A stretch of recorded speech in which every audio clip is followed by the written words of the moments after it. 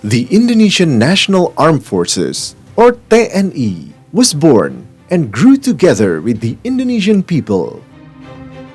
Each and every soldier is proud to fight selflessly, safeguarding the unity and sovereignty of Indonesia. On its 78th anniversary, the TNI is currently drafting the Nusantara Defense Strategy, which is defined as a military defense strategy that utilizes Indonesia's geography as an archipelagic nation, combined with forces to balance and strengthen defense capabilities.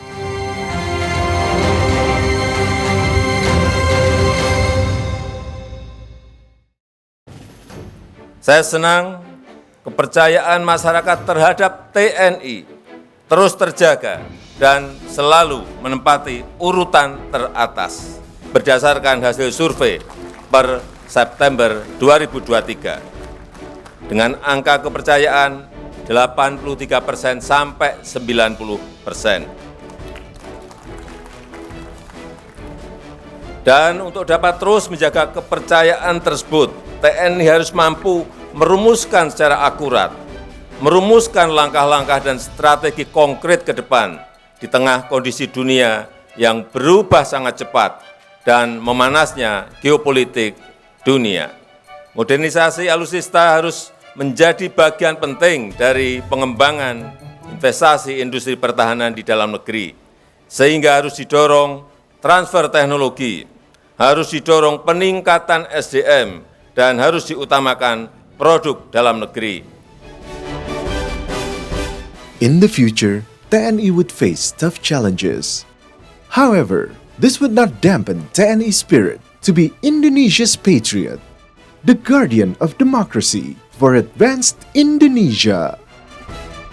Happy 78th anniversary, Indonesian National Armed Forces.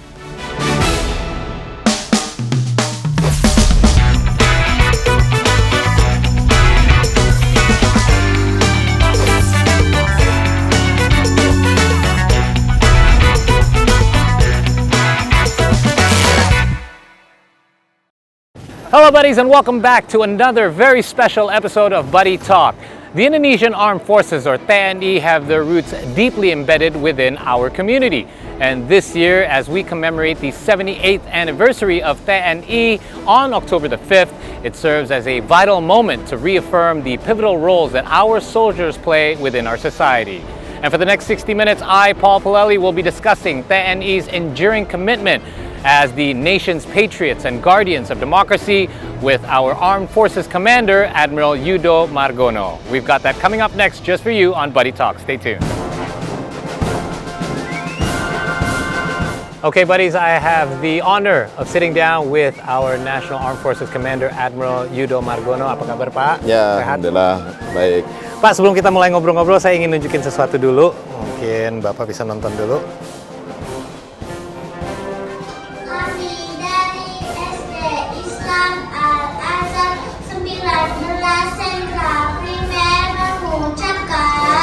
Selamat ulang tahun Tentara Nasional Indonesia. Yang 78. Semoga semuanya makin keren-keren, makin kuat, jaya, sejahtera, membangun NKRI.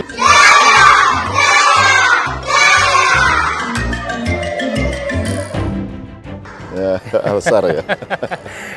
Ini mengenalkan anak-anak supaya di usia dini mereka sudah kenal dengan TNI. Benar. Minimal dengan dia mengucapkan tadi kan apa sih TNI ini. Nah, mereka pasti akan mencari kan di Google atau di apa tentang TNI. Ya, mudah-mudahan anak-anak ini ya ke depan tahu tentang TNI, lebih mengenal lebih dini tentang TNI. Ada anak saya di dalam situ juga, Pak. Bapak bisa tebak iya. yang mana? Tadi yang gini tangannya saya nggak suruh lagi, dia udah gitu. bisa. Berarti dia udah tahu. Iya, mereka udah tahu bahwa TNI itu semangat. Mungkin pernah nonton wawancara kita sebelumnya, Pak. Pak, tahun ini TNI ini ulang tahun ke-78. Iya. Temanya adalah TNI Patriot NKRI, pengawal demokrasi untuk Indonesia maju. Itu apa maknanya, Pak? Ya, jadi tahun ke depan ini, tahun 2024, mulai sekarang ini sudah dinyatakan tahun politik. Kita akan berdemokrasi untuk memilih pemimpin, baik presiden dan kepala daerah secara serentak.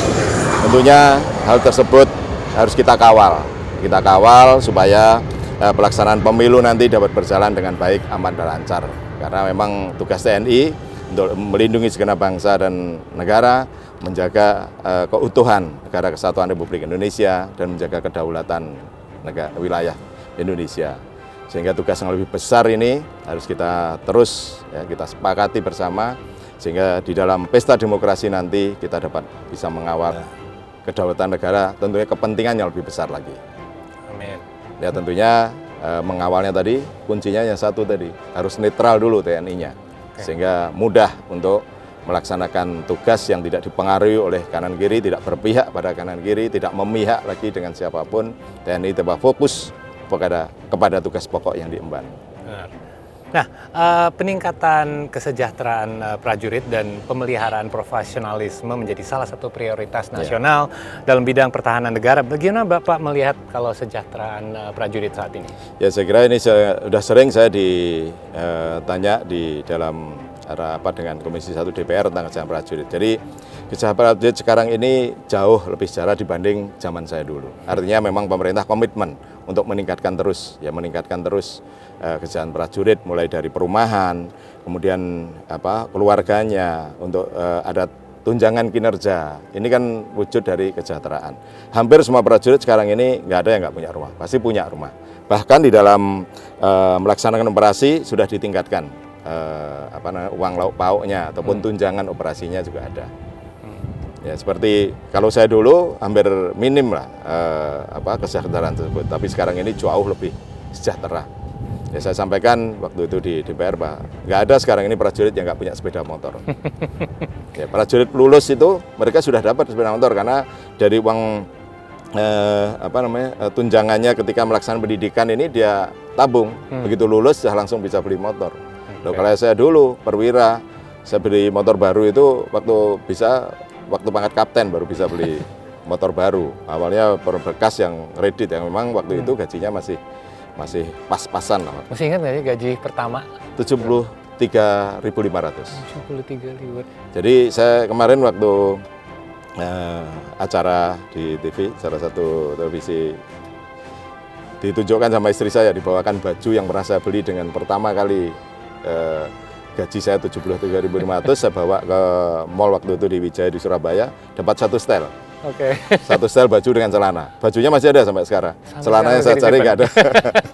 Tapi lumayan ya, zaman itu masih bisa dapat ya. Iya, ya itu coba satu setel aja, satu setel itu. Saya memang mau coba gaji saya ini seberapa sih sebenarnya tingginya. Lu ternyata dapat satu setel baju. Berarti baju sama celana 73.500. Udah sangat beda ya sekarang berarti. Iya, sekarang ini kan udah jauh.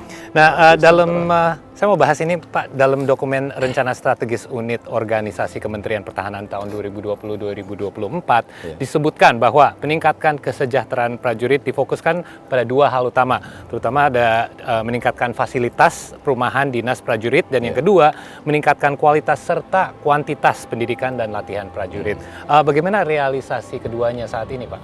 Ya, yang tadi sudah saya sampaikan ya, bahwa hampir semua perumahan-perumahan prajurit dibangun, hampir di mana-mana dibangun. Sudah pemerataan sekarang. Bahkan di Papua, kemudian di Saumlaki yang itu paling selatan wilayah kita, di sebelah selatannya Tual itu ada fasilitas kesehatannya, ada fasilitas rumah sakit. Sehingga ini termasuk di pos-pos pulau terluar pun kan sudah secara bertahap kita bangun sarana prasarananya. Pos-pos Angkatan Laut, pos-pos mungkin Koramil di tempat-tempat yang terpencil, sekarang sudah kita tingkatkan semuanya. Ya, terus di lemdik-lemdik kita bahkan kan ditingkatkan validasi organisasi untuk seperti Kodik Lat AL, Kodik Lat-Tat, Kodik Lat AU, ini semuanya kan kita tingkatkan, kita validasi organisasinya. Harapannya tadi untuk meningkatkan profesionalisme. Kemudian latihan-latihan baik di tingkat internal TNI, Matra, kemudian latihan gabungan TNI kita terus adakan, kita terus tingkatkan. Ini kan bahkan tahun ini aja ada latihan gabungan TNI, kemudian latihan gabungan untuk ASEAN, ada latihan gabungan Garuda Shield. Nah, itu semuanya tentunya untuk meningkatkan profesionalisme prajurit. Harus ketika tidak ada perang, ya kita harus latihan untuk menjaga dan meningkatkan profesionalisme prajurit. Bapak sendiri ada pengalaman tinggal di asrama nggak dulu? Saya 15 tahun 15 di tahun. asrama Angkatan Laut waktu itu di Ujung. Ya mulai tahun saya nikah, habis nikah tahun 91 sampai 2004 sampai 2004. Sampai 2004. Iya. Pengalaman paling berkesan saat tinggal di asrama? Ya kalau di asrama kita harus mengikuti aturan asrama. Oke. Harus masuk penjagaan, harus izin, keluar masuk barang harus izin. Bahkan ibu mertua saya kalau datang itu harus izin dulu ke penjagaan. Saya mau ke tempatnya anak saya. Terus nanti dikasih kasih pas itu untuk bisa masuk. Kita harus mengikuti kegiatan-kegiatan. Pas ada latihan juga demikian. Okay. Karena kalau di Angkatan Laut itu ada latihan pertahanan udara. Nah itu pasti akan ada alarm nanti. Begitu alarm kita harus sembunyi semua. Kalau sampai keluar nanti dimarahi sama provos waktu itu. Harus mengikuti semuanya karena kalian dalam satu wilayah yang juga akan terkena imbasnya apabila ada serangan udara lawan. Kita sekarang bahas sedikit mengenai masa depan prajurit. Tapi sebelumnya kita harus break dulu. We're going to take a short break here on Buddy Talk. We're going to chat more with the Admiral himself, Yudo Margono, when we return. Don't go anywhere. Jadi kita tetap konsisten sesuai dengan UNCLOS 1982, di mana China juga meratifikasi UNCLOS tersebut tentang batas wilayah, di mana batas teritorial, di mana batas JTE, di mana landas kontinen. Nah tentunya kalau mereka tetap menerapkan yang landas yang sebenarnya kita tidak pernah mengakui itu. Siapapun yang melakukan tanpa izin ya harus kita tindak.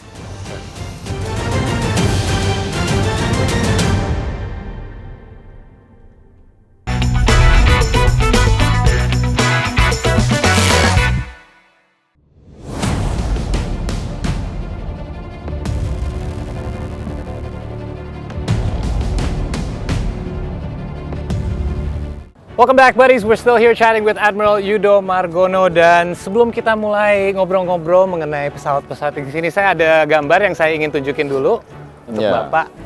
Pak, ini adalah wayang Bima Sena.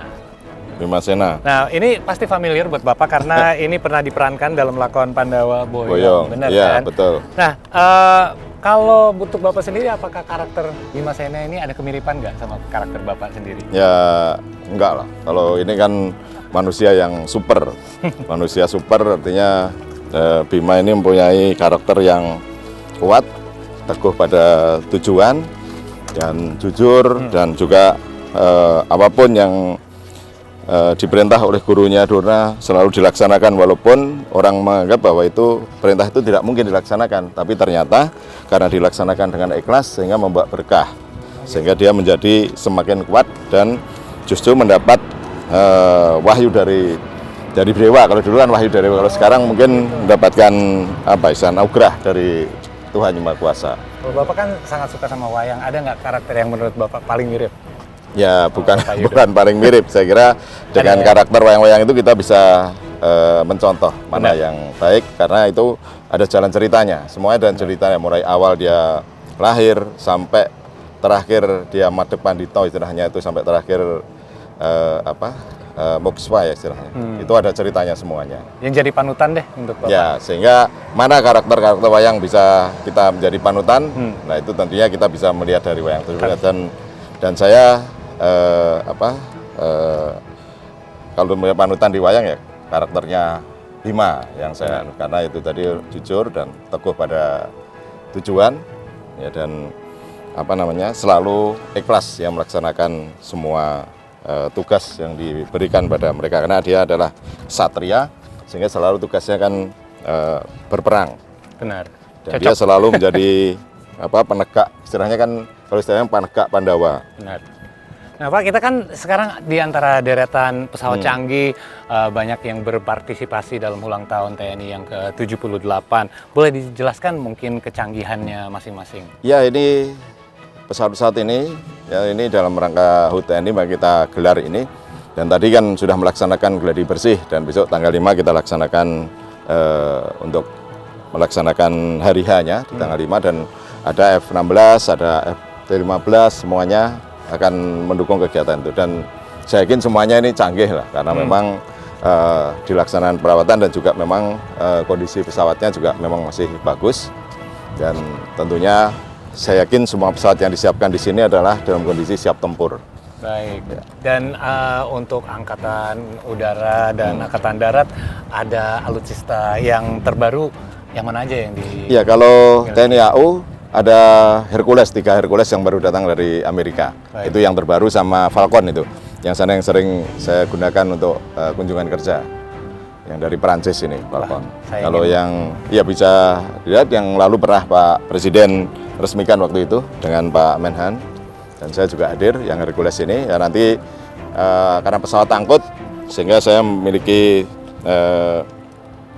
komitmen untuk 2024 nanti prajurit yang pergeseran pasukan yang tugas di tempat yang jauh nanti akan kita geser menggunakan pesawat udara. Keren. Jadi kita rubah karena yang lalu menggunakan kapal KRI ternyata waktunya lama bisa sampai jadi perjalanan dari kemarin kita evaluasi dari Medan ke Timika itu butuh waktu kurang lebih 25 hari karena kapal ini kan nggak bisa langsung. Benar. Melaksanakan bekal ulang, dan belanja bahan basah dan sebagainya. Dan harus mengambil barang dari suatu tempat ke pangkalan-pangkalan lain. Nah, harapan kita prajurit yang sudah siap melaksanakan tugas ini supaya tidak lama-lama sehingga kita gesernya nanti menggunakan pesawat. Lebih efisien. Kita memiliki pesawat yang baru dan lebih efisien dan mampu untuk mengangkut sekitar 80 orang.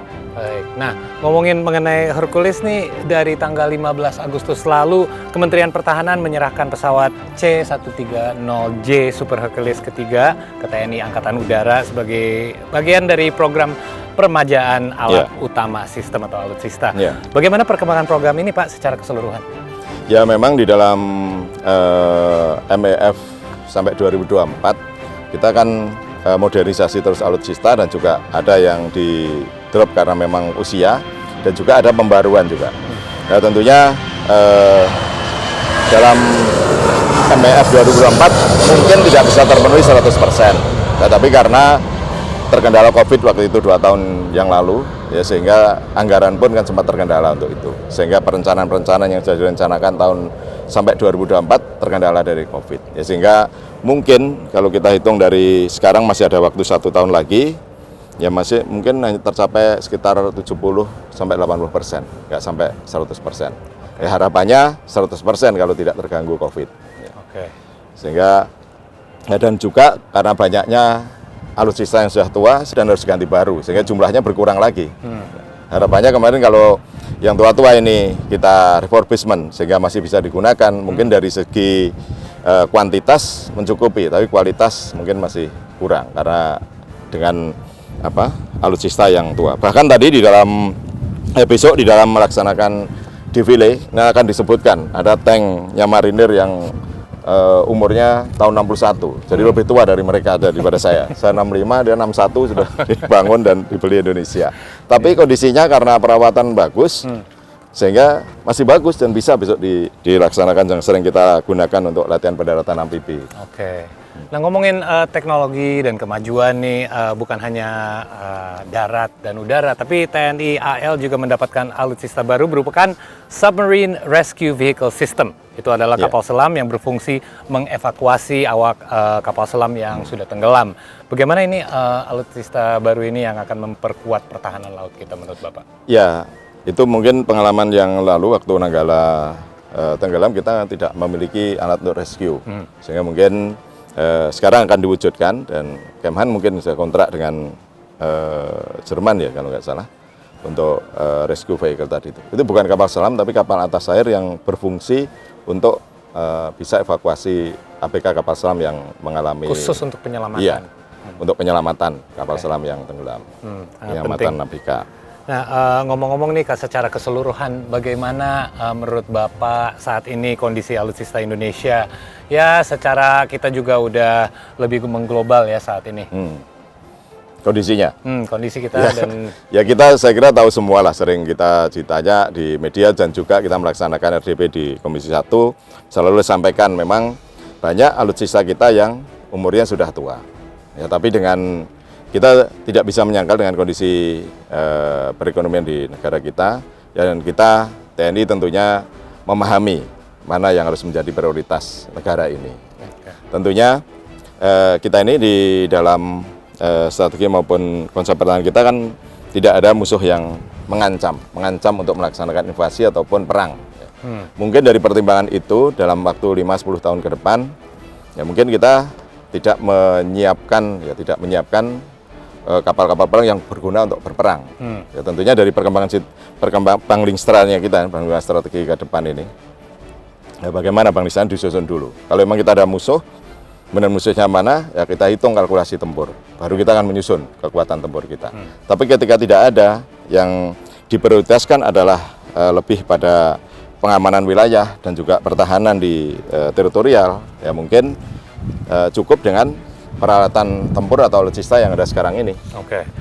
Kita fokus pada pengamanan perbatasan, baik perbatasan darat, laut maupun udara. Sehingga dengan komposisi yang ada ini, ya menurut perhitungan saya waktu saya kepala staf cukup. Tapi kalau untuk bertempur ya harus menyusun lagi kekuatan tempur dan harus dihitung musuhnya mana dulu. Nah, juga di dalam baru-baru ini saya juga akan menyusun untuk pertahanan strategi pertahanan Nusantara yang mana ini nanti akan dikolaborasikan dengan doktrin operasi gabungan TNI yang sudah lama lah disusun oleh TNI. Ini tentang baik pertahanan laut, udara maupun darat. Bagaimana kita bisa menghancurkan musuh di daerahnya, kemudian di laut bebas, di JTE sampai ke teritorial. Nah, ketika termasuk pertahanan udaranya. Nah, ketika musuh berhasil masuk, nah bagaimana untuk pertahanan daratnya ini tadi? Untuk merebut kembali wilayah yang sudah dikuasai musuh. Ini semuanya ada di dalam doktrin operasi gabungan TNI. Nah, menurut Bapak kalau melihat negara-negara lain di Asia Tenggara, kita posisinya di mana nih, Pak? Ya, saya kira dengan secara kuantitas, ya kita yang paling kuat lah kalau secara kuantitas. Nah, soal kualitas, ya mungkin karena tadi yang saya sampaikan, harus perlu modernisasi. Benar. Ya, unsur-unsur yang sudah tua. Baik. Nah, ngomong-ngomong mengenai alutsista, saya mau ngajak tebak-tebakan nih. Kita ngomongin senjata sakti. Nah, ini mungkin Bapak udah familiar, saya mau tahu nih ya. Saya mau melihat untuk kasih lihat Bapak. Tahu nggak ini senjata sakti yang mana? Ini punya Gatot Kaca ya? Benar. Masih ingat namanya nggak, Pak? Saya pun harus ada catatan. Ini Kutang Antakusuma dan Caping Basunanda. Oke, baik. Yang kedua nih. Canting Antakusuma yang ini. Iya benar. Ya. Kalau yang ini? Senjata Cakra ya? Benar. Punyanya siapa, Bapak ingat? Kresna. Batara Wisnu. Benar. Yang ketiga. Kan diberikan kepada Kresna. Oh iya. Iya. Nah, itu bisa menghidupkan orang yang mati belum waktunya. Oh gitu. Tuh, itu saya baru tahu nah sekarang. Kalau yang terakhir? Apa nih? Kontawi Jandanu atau apa? Punyanya Arjuna. Punyanya Arjuna. Oh, kalau Kontawi Jandanu punyanya Karna. Bapak jauh lebih hafal daripada yang kita udah siapkan. Ini Busur Gandiwa, benar ya, miliknya Arjuna. Benar. Kalau ngomong-ngomong tentang senjata nih, lagi banyak isu mengenai konflik di Laut Cina Selatan ya, semakin memanas. Terakhir-terakhir ini juga di awal September Australia bergabung dengan Amerika Serikat yang telah mengirimkan kapal perusak radar, ada kapal jelajah rudal juga, ada kapal penyerbu ke Laut Cina Selatan yang dekat dengan zona ekonomi eksklusif Malaysia dan juga Vietnam. Nah, di sisi lain Manila juga protes bahwa Beijing karena telah mengumumkan wilayah yang diklaim Filipina di Laut Cina Selatan sebagai bagian dari wilayah Cina sendiri. Wilayah lalu itu dijadikan pangkalan angkatan lautnya Cina. Nah, kalau dari sisi Indonesia, bagaimana TNI merespon hal tersebut dan strategi apa yang dilakukan untuk menjaga kedaulatannya Indonesia? Jadi kita tetap konsisten sesuai dengan UNCLOS 1982, di mana Cina juga meratifikasi UNCLOS tersebut tentang batas wilayah, di mana batas teritorial, di mana batas JTE, di mana landas kontinen. Nah, tentunya kalau mereka tetap menerapkan yang lain dasar sebagainya, kita tidak pernah mengakui itu. Ya, kita tidak pernah mengakui itu, sehingga kita tetap melaksanakan patroli keamanan laut di wilayah Natuna, baik di JTE maupun di teritorial. Tapi yang lebih intensif kita laksanakan di JTE, karena jangan sampai ada melaksanakan eksplorasi maupun eksploitasi di JTE tanpa izin. Nah, siapapun yang melakukan tanpa izin ya harus kita tindak. Tapi kalau perlu dibedakan bahwa Laut Cina Selatan adalah laut bebas untuk melaksanakan pelayaran, freedom navigation. Jadi jangan ada pengertian yang keliru bahwa ada kapal-kapal asing yang melintas di situ. Memang ini kan jalur keluar masuknya Alki 1, sehingga setiap harinya itu mungkin ada ribuan kapal yang melintas di situ. Nah, selama dia melaksanakan pelayaran bebas, ya sah-sah saja karena memang kita sudah memberikan alur laut kepulauan Alki 1 tadi. Tapi kalau di situ mungkin melaksanakan survei tidak izin, melaksanakan penangkapan ikan tidak izin, dan melakukan eksplorasi-eksploitasi di laut JTE, nah, akan kita tindak karena kita cek dulu apakah ada izinnya. Nah, kalau nggak ada izin, ya kita proses hukum karena memang Undang-Undang JTE 583 kan masih berlaku. Sesuai ya, Iya. peraturan. Nah, Pak, kita udah kebetulan baru nyampe nih. We'll be right back with Yeah, more with okay. the Admiral Yudo Margono when we return here. Okay. Buddy. Don't go anywhere. Kami tidak ada dari dulu pernah saya sampaikan. Kami tidak ada mengemis-ngemis jabatan. Kami tidak ada nyodor-nyodorkan prajurit. Tapi diminta oleh pemimpin, diminta oleh masyarakat, mungkin diminta melalui DPRD atau DPR-nya untuk menjabat di situ. Ya kita berikan kalau memang itu yang terbaik tentunya. Dari permintaan tersebut kita cek personel ini ada catatan buruk nggak. Nah, ternyata bagus, ya sudah silahkan. Tapi syaratnya kan harus keluar dari TNI.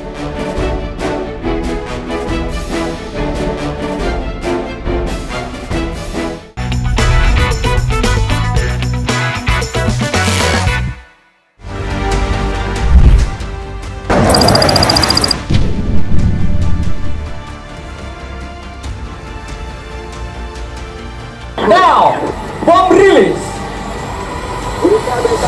Sasaran diletakkan. Welcome back, buddies. We are still chatting with our National Armed Forces Commander, Admiral Yudo Margono. Pak, kita sebentar lagi masuk ke tahun pemilu nih. Iya. Dan yang pertama saya ingin tahu nih, bagaimana strategi Bapak untuk menjaga netralitas TNI di tahun politik ini? Ya, saya sudah sampaikan di dalam banner awal-awal dulu itu tentang netralitas TNI. Karena itu kunci utama kita bisa menjaga kedaulatan negara, menjaga keutuhan NKRI, bisa melindungi segenap bangsa dan tumpah darah di dalam menjelang tahun politik ke depan 2024 ini. Nah, kuncinya hanya satu, netral.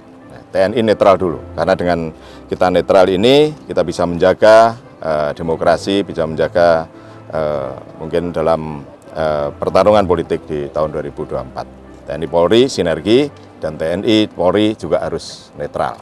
Sehingga ini jauh hari sebelumnya sudah saya sampaikan, saya tekankan pada seluruh jajaran. Dan netral ini kan banyak, dia tidak boleh ikut politik praktis, tidak boleh ikut di dalam memihak pada satu pihak yang melaksanakan kampanye dan sebagainya tadi. Jadi sudah saya jabarkan di 5. Sehingga bisa digunakan untuk patokan para prajurit mulai tingkat atas sampai di jajaran bawah. Sehingga kalau ada hal yang melanggar, tinggal sampaikan itu Pak, perintahnya Panglima itu, jangan dilanggar lagi. Saya kira alhamdulillah sampai saat ini tidak ada gejolak maupun ketersinggungan ataupun dari kontestan pemilu. Dan semoga lancar terus ya sampai pemilu terjadi Februari. Saya yakin mereka juga paham tentang kedudukan kami TNI harus netral tadi. Karena dengan kenetralan tadi kami berkomitmen untuk menjaga demokrasi ini supaya bisa berjalan sesuai dengan konstitusi. Baik. Nah, Ombudsman menyayangkan perwira TNI dan Polri aktif yang disusulkan menjadi pejabat di 10 provinsi strategis yang masa jabatan gubernur dan wakil gubernurnya juga akan habis pada 5 September. Bagaimana tanggapan Bapak mengenai hal ini? Kami ini kan juga mempunyai hak yang sama sebagai masyarakat. Tentunya kalau kami mempunyai profesional di bidangnya dan tentunya diminta loh. Kami tidak ada dari dulu pernah saya sampaikan. Kami tidak ada mengemis-ngemis jabatan. Kami tidak ada nyodor-nyodorkan prajurit. Tapi diminta oleh pemimpin, diminta oleh masyarakat, mungkin diminta melalui DPRD atau DPR-nya untuk menjabat di situ. Ya kita berikan kalau memang itu yang terbaik tentunya. Dari permintaan tersebut kita cek personel ini ada catatan buruk nggak. Nah, ternyata bagus, ya sudah silahkan. Tapi syaratnya kan harus keluar dari TNI. Nah itu loh, syaratnya keluar. Ketika TNI keluar dari TNI, sudah tidak menjabat lagi, sudah pensiun, kami kan punya hak yang sama. untuk ikut berpartisipasi untuk memajukan negara ini. Benar. Ya.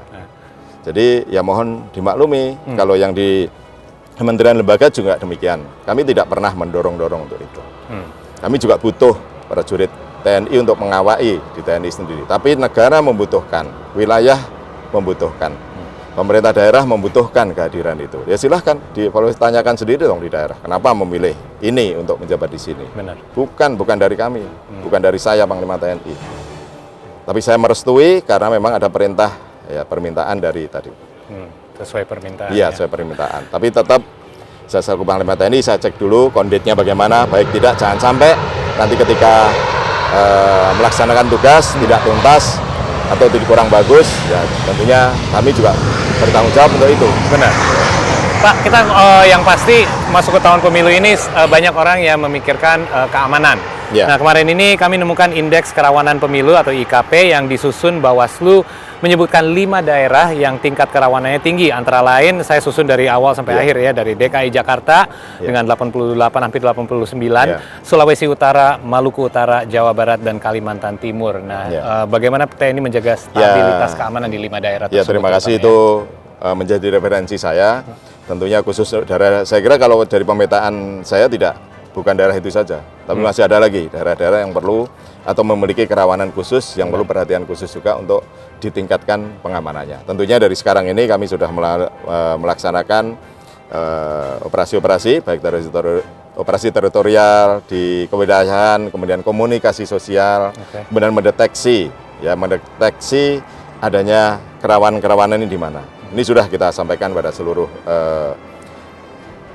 para Pangdam, para Danrem, para Dandim, kemudian para Danlantal, Pangko Opsud, kemudian Pangko Armada, kan mereka mempunyai perangkat untuk mendeteksi kewilayahan tersebut. Dan itulah gunanya prajurit-prajurit kewilayahan, sehingga dari awal ini harapannya bisa deteksi dini, harapannya juga bisa mencegah dini, sehingga pemilu bisa kita laksanakan secara serentak tadi dengan semuanya hampir untuk aman dan lancar.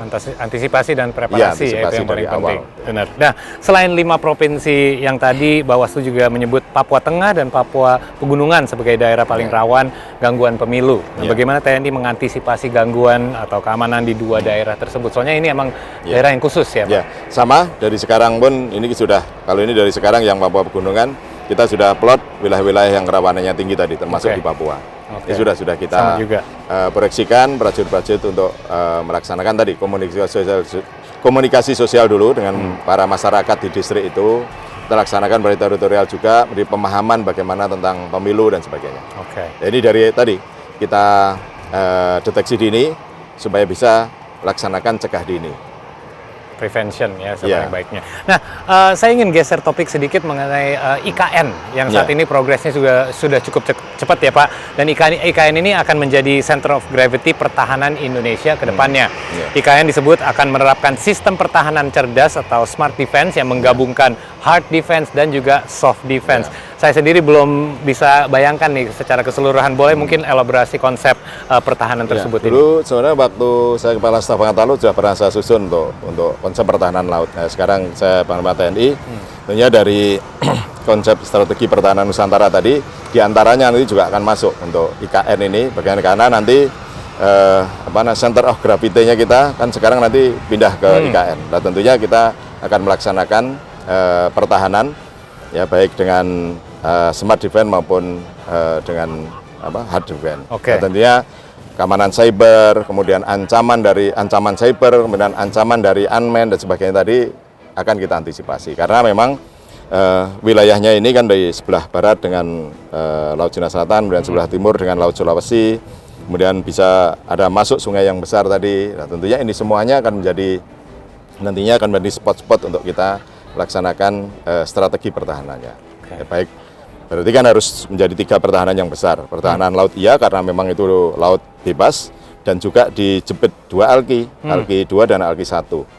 Dan juga termasuk wilayah udaranya. Ya, dan juga wilayah daratnya yang berbatasan dengan negara tetangga. Nah, tentunya semua ini ya perlu kita bersama-sama mungkin dengan Lemhanas juga dengan Kepala Staf Angkatan nanti akan kita susun lagi ya untuk yang lebih fokus lagi pada strategi pertahanan Nusantara, tapi ini yang fokus pada strategi pertahanan ibu kota Nusantara. Oke. Nah, TNI juga termasuk nih ya yang akan pindah ke EKN secara bertahap. Iya betul. Jadi nanti Mabes TNI juga Mabes Angkatan pasti akan pindah ke sana. Sehingga dari sekarang ini akan kita rencanakan nanti yang pindah dulu yang mana, kemudian markasnya yang akan kita tinggalkan juga nanti akan ditempati siapa, tentunya dari sekarang ini sudah kita susun. Berapa? Nggak bisa ini langsung berkesana semua, nggak bisa. Tentunya bertahap. Ya, siapa dulu, staf-stafnya siapa dulu. Tapi persiapannya sudah berjalan? Sudah berjalan. Sekarang ini sudah kita siapkan semua. Bahkan kita juga susun untuk satuan-satuan nanti yang untuk pendukungnya di sana. Oke. Bapak sendiri siap nggak untuk pindah ke EKN? Nah, saya sekali lagi akan pensiun. Benar. Sebentar lagi pensiun. Kalau pindahnya siap pasti. Saya akan menyiapkan ini. Saya akan menyiapkan ini. Bukan berarti terus saya pensiun terus nggak siap untuk memindahkan sana. Kami siap dan mendukung itu karena memang dari awal perencanaan sudah ada perencanaannya untuk kita dibangunkan, di mana di situ ada Mabes TNI, ada Mabes Angkatan dan juga satuan pendukungnya. Oke. Dan akan mulai tahun depan ya, mulai perpindahannya. Nah, mengutip hasil jajak pendapat Litbang Kompas pada 8 sampai 11 Agustus, saat ini 83,9% responden setuju dengan wacana revisi terhadap Undang-Undang Peradilan Militer. Selain itu, ada 93,1% responden meminta agar semua kasus korupsi diproses di peradilan sipil, baik pelakunya militer maupun sipil. Bagaimana tanggapan Bapak? Kalau itu memang keputusan politik dan itu memang kemauan rakyat meminta, ya silahkan. Kami pun akan loyal untuk itu. TNI akan selalu loyal. Tapi karena kemarin dan saat ini undang-undang yang ada masih yang digunakan dan masih sah seperti itu, ya kami konsisten pada undang-undang tersebut. Kalau nantinya ada pembahasan bahwa diminta oleh rakyat bahwa TNI harus di peradilan umum, ya silahkan, nggak masalah. Nggak ada yang kami tutup-tutupi. Untuk prajurit TNI yang nakal, ya silahkan di peradilan umum, nggak ada masalah. Kami sudah komitmen bahwa kita terapkan reward dan punishment. Yang berprestasi kita beri reward, yang salah melakukan tindak pidana ya pasti kita punishment. Ini sekarang TNI kan sudah terbuka, jauh lebih terbuka daripada yang lalu. Bahkan di undang-undang di dalam peradilan militer pun boleh dilihat masyarakat. Selama ini kan boleh dilihat masyarakat. Hanya masyarakat mungkin belum tahu kalau peradilan militer ini dipikirnya di dalam suatu tempat yang tertutup, dijaga sama tidak. Kami pun sama menerapkannya, sama persis. Hakim militer ini kan di bawah MA, bukan di bawah kendali saya. Jadi mereka independen. Gitu. Bahkan Puspom sekarang pun juga boleh di dalam penyidikan, seperti kemarin yang kasus Aceh itu. Terus ada keluarganya meninjau di tempat yang untuk penahannya mereka, dipersilakan, silahkan tinjau itu tempat Lemasmil, Lembaga Pemasarakan Militer. Silahkan dia dipenjara di situ. Silahkan cek ya, seperti itu Lemasmil kita. Tidak ada yang kita tutup-tutupi untuk itu. Nah, kalau ke depan ada permintaan seperti itu, ya kami sebagai TNI loyal. Ya, tentunya saya yakin itu sudah dipikirkan masa-masa bagaimana nanti prosesnya, bagaimana prosedurnya ketika prajurit ini lagi melaksanakan tugas di suatu tempat, bagaimana ketika melaksanakan nanti penyidiknya siapa dan sebagainya, ya silahkan. Kita menyerahkan semuanya. Baik. Nah Pak, ini kan kita berdiri di depan pesawat Angkatan Darat. Gimana kalau kita sekarang pindah ke melihat pesawat Angkatan Laut? Pesawat Angkatan Laut ada di sebelah sana kalau nggak salah. Ada, ini. Oh, baik. Oke, we'll be right back with more with the Admiral Yudo Margono when we return. Don't go anywhere. Nah, ini kan ada beberapa snack nih. Bapak tahu kan ini adalah bluder cokro, ada kue manco. Tapi kebetulan ada surprise juga buat Bapak. Ya, itu sangat menentukan, apalagi prajurit yang tugasnya kita tahu sendiri kan. Hampir kita ini 24 jam bertugas. Ya tentunya diperlukan pasangan yang betul memahami.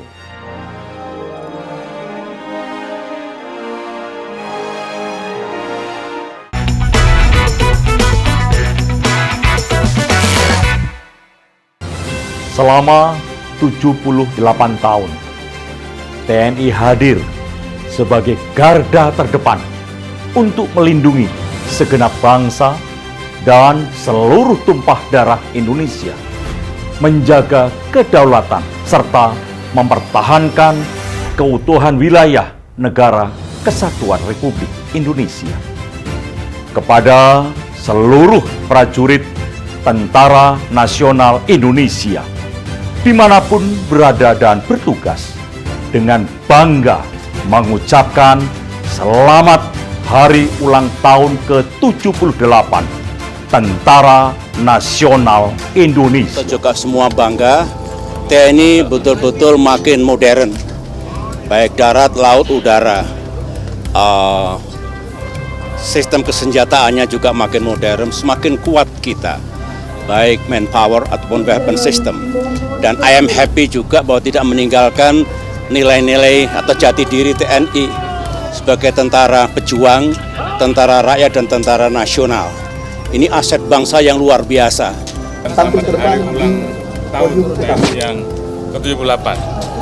TNI selalu menjadi patriot NKRI, selalu mengawal dan menjaga negeri untuk Indonesia maju. Tentunya ke depan soliditas, sinergitas TNI, Polri semakin kuat untuk menjaga, mengawal NKRI, mengawal kebijakan pemerintah untuk mewujudkan Indonesia maju.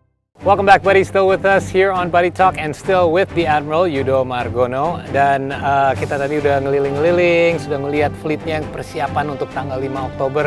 Dan kita sudah balik lagi di tempat nih. Nah, sebelum kita bahas yang di depan kita ini, Pak, sebagai putra daerah, apa yang paling Bapak rindukan dari Madiun?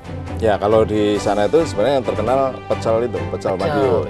Ya, karena hampir setiap hari dulu saya sama ibu saya ini selalu untuk sarapan pagi itu disiapkan pecel. Wah, pagi-pagi udah. Iya, setiap pagi pecel. Oke, nah ini kan ada beberapa snack nih. Bapak tahu kan ini adalah bluder cokro, ada kue manco. Tapi kebetulan ada surprise juga buat Bapak karena Bapak rinduin pecel Madiun. Ini pecel Madiun. Jadi kami sudah siapkan juga. Ini pecel Madiun asli nih ya. Nah, ini dia.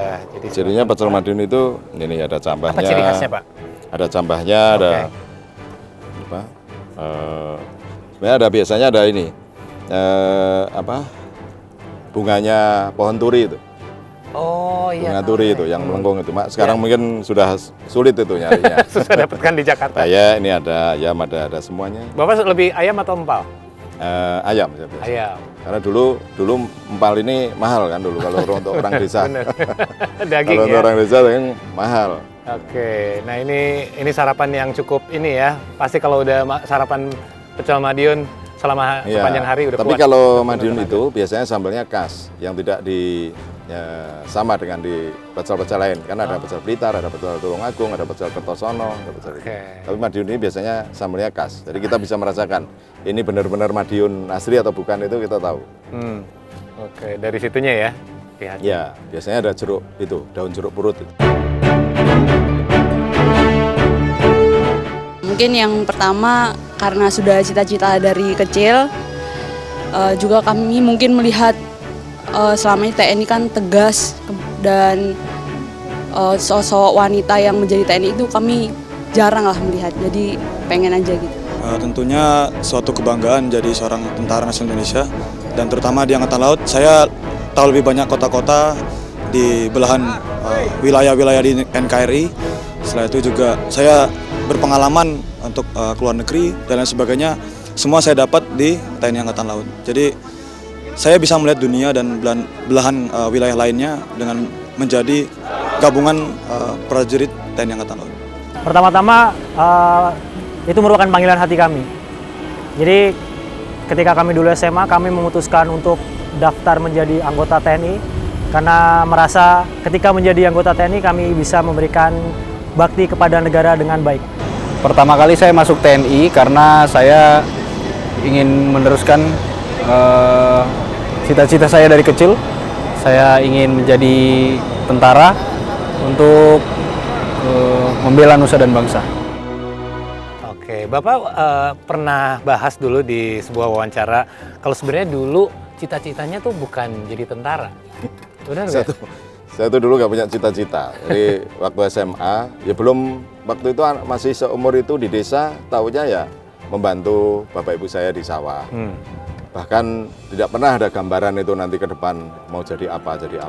Sehingga belum sampai saya berpikir waktu itu, ada teman saya yang datang waktu kelas 3 itu, ya nyampaikan, ini ada pendaftaran Akabri, ada pengumumannya gitu, ayo yang mau daftar, ayo daftar. Ya saya ikut-ikutan aja daftar gitu.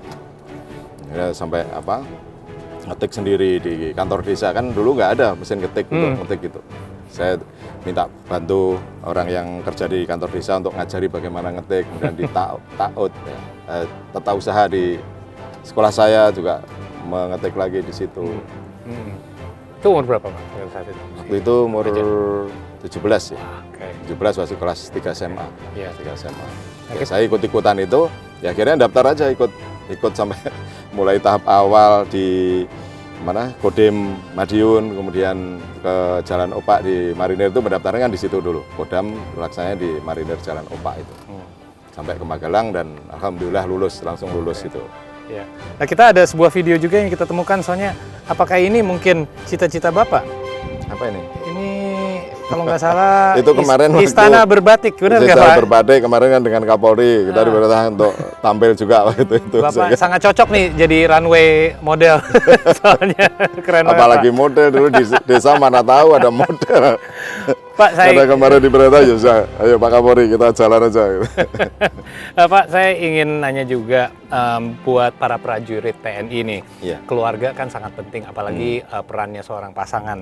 Buat menurut Bapak, para prajurit TNI ini bagaimana sih peran pasangan dalam mendukung karir masing-masing? Ya, itu sangat menentukan, apalagi prajurit yang tugasnya kita tahu sendiri kan, hampir kita ini 24 jam bertugas dan setiap perintah harus dilaksanakan. Kapanpun, dimanapun saat itu, jam berapapun berangkat harus berangkat. Jadi saya waktu itu malam ditotok itu besok berangkat layar, langsung berangkat. Ya sudah, prajurit harus loyal, harus melaksanakan perintah. Dan sewaktu-waktu melaksanakan perintah tadi. Kemudian dalam tugasnya juga demikian ini, ya tentunya diperlukan pasangan yang betul memahami tentang prajurit TNI ini. Harus siap nantinya dengan resiko apapun. Karena kita memang ditugaskan di tempat-tempat juga yang daerah-daerah juga yang rawan, yang kemungkinan besar yaitu tadi akan resikonya yang paling tinggi adalah mati itu, ya sudah, itu memang resikonya prajurit. Tentunya itu tadi harus memiliki pasangan yang betul-betul bisa memahami itu, sehingga dengan tugas yang dibebankan pada mereka memahami dan bisa juga sebagai manusia biasa, mereka kan juga akan memiliki anak, mengasuh anaknya sampai anaknya sukses dan sebagainya. Ini kan sebagai manusia biasa juga harus bisa seperti itu. Tapi sebagai prajurit TNI ada hal-hal khusus yang harus dipahami oleh pasangannya tentunya. Setuju, Pak. Baik, Pak, terima kasih banyak atas waktunya dan selamat ulang tahun untuk TNI ke-78 ini. Terima kasih. Semoga sehat selalu, Bapak. Terima kasih banyak. Dan all of our viewers, please do support our National Armed Forces. I would like to thank our National Armed Forces Commander, Admiral Yudo Margono, for his time here as well. I'd like to thank all of you for joining us here. Don't forget to tune in every Saturday and Sunday night on See Today for more special episodes of Buddy Talk. My name is Paul Palelli, signing off for now. We'll see you next time. Take care. Terima kasih, Pak. Terima kasih.